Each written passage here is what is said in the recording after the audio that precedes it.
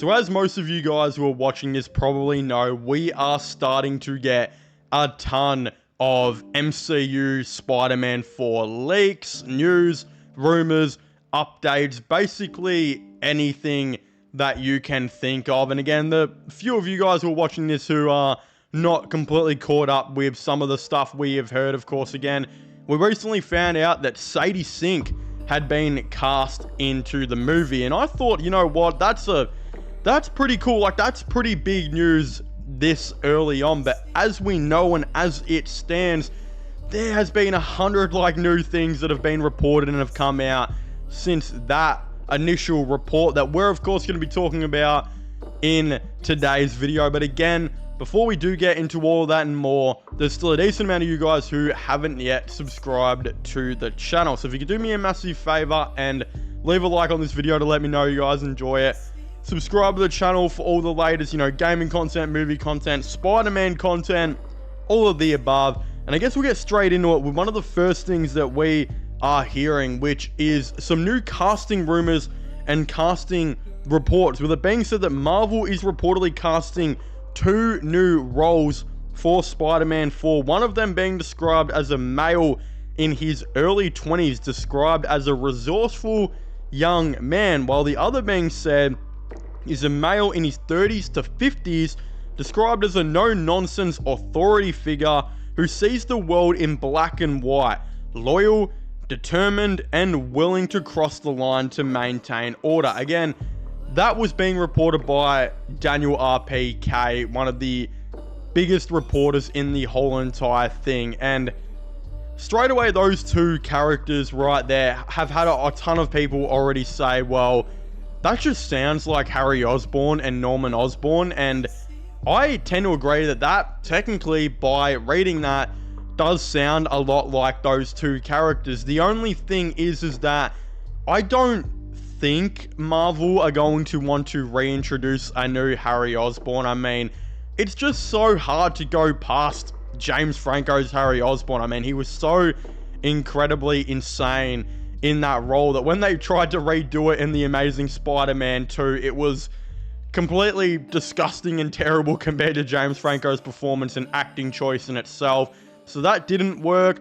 Again, they have technically recast Norman Osborn in The Amazing Spider-Man 2, but not really. No one cares about that or remembers that. We have always had Willem Dafoe, including in the new movie, and I just don't know if they would be willing to replace Willem Dafoe, especially now, and considering that Willem Dafoe has said that he has interest in playing the role again. You never know what's going to happen in the future. It's just like, considering Willem Dafoe is really Green Goblin, it's like, how do you replace him? It's going to be a very hard task to do. Again, there have been some people to suggest that Coleman Domingo could actually play the part. Again, he voice acts Norman Osborn in the Your Friendly Neighborhood Spider-Man show and has personally expressed interest in doing it himself. And as I've mentioned a lot on the channel, and as some of you guys know me, I really hate race swaps. I think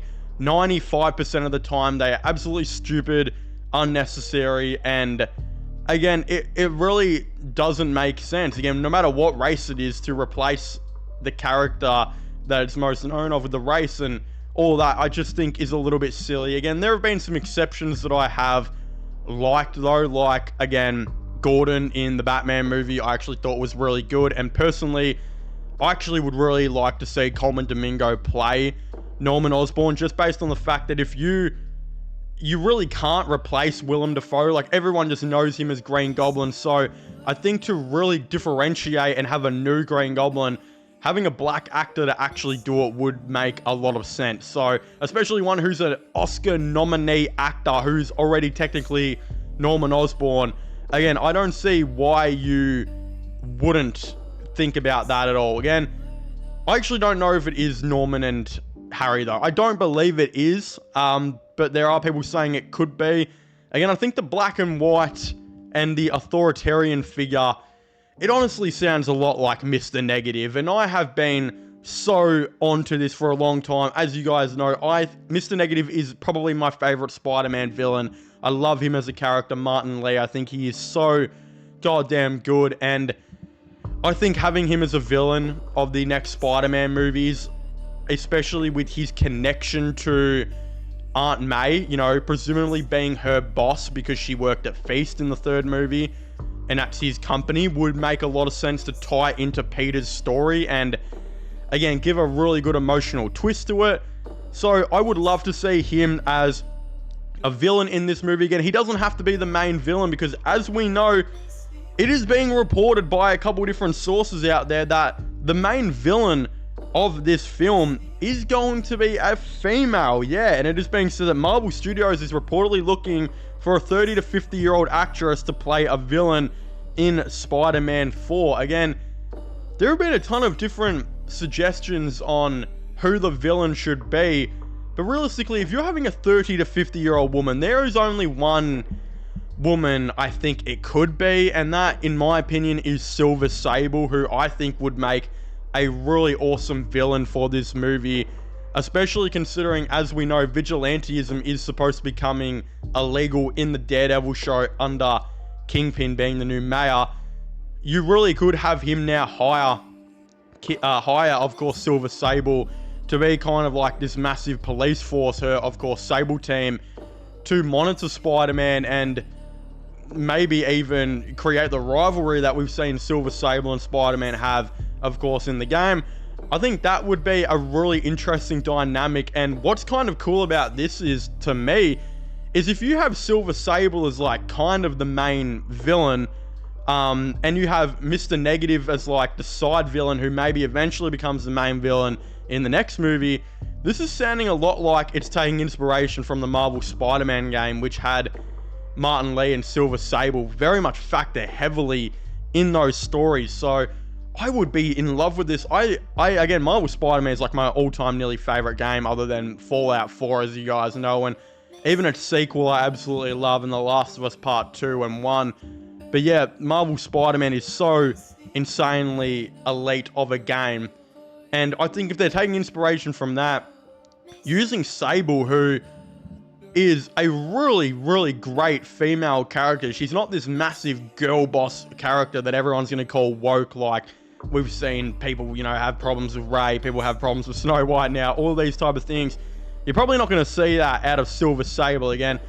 I think this is a great opportunity for, personally, in this movie, I think they could introduce a lot of really great characters here. They could introduce Silver Sable and have her as like the main villain, introduce Martin Lee, where maybe at the end of it, he, you know, we get to see the Mr. Negative side of things.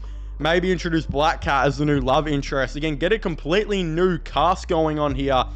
It just makes a lot of sense. And I think it's what they're doing because, as we know, they are moving on. They are moving on from the cast of the, you know, the trilogy now of the home movies. So I'm interested to see how this is going to go.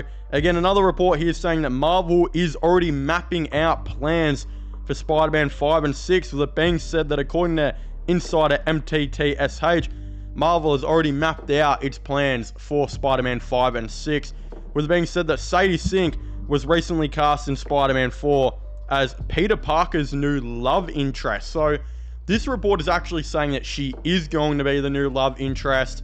I don't really know who it's going to be. It could be literally anyone.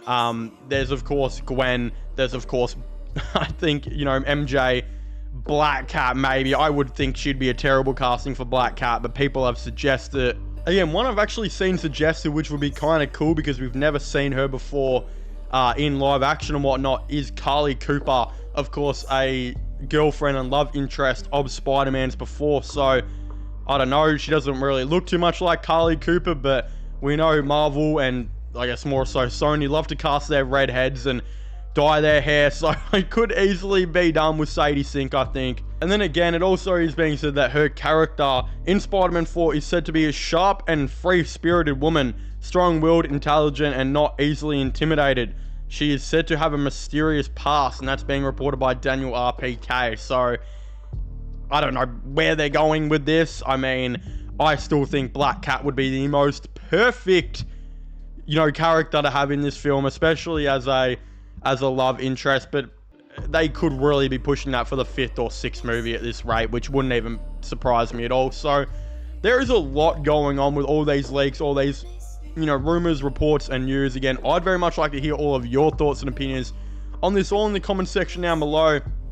What do you guys think about Spider-Man 4, and what characters do you guys want to see and all that? When are we going to get some announcements with casting and all of the above? Again, I'd very much like to know, as well as don't forget to subscribe to the channel for all the latest gaming content, Spider-Man content, movie content, all of the above. Subscribe to my sports channel, which will be linked down below. And I guess I'll see you guys next time. Goodbye.